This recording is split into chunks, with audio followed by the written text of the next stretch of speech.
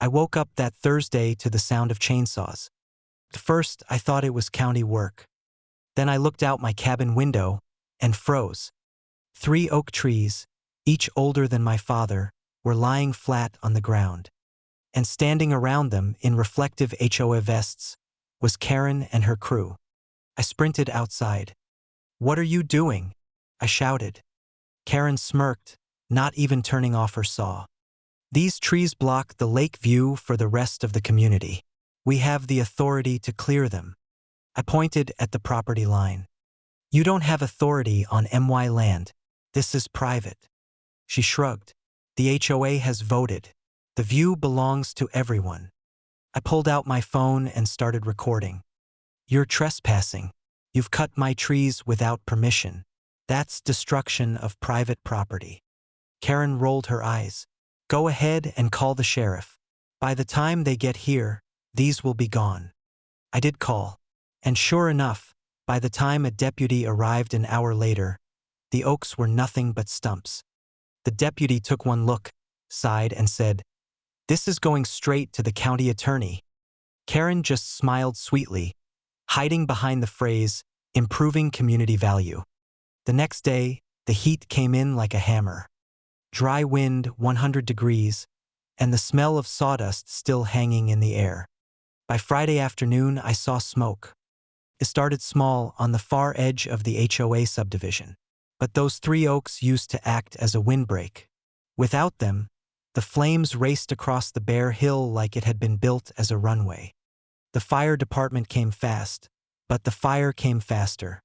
By dusk, all I could do was stand on my porch and watch embers leap straight over the HOA's prized vinyl fences. The sound that came next will stick with me forever. The screaming. Golf carts flying out of driveways. Hoses spraying useless arcs. People shouting for their pets as the sky turned orange. I called 911 and gave them my coordinates in case they needed a staging area.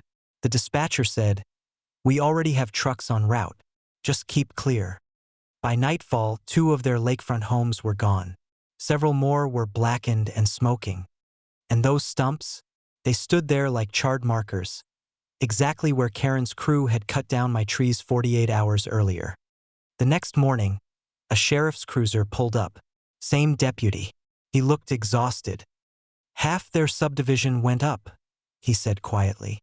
"And guess what started it?" I raised an eyebrow. "Karen's crew left a burn pile from yesterday," he said. "Embers caught the dry grass. Without those trees, it spread like crazy." Karen came limping up behind him, covered in soot, eyes wide.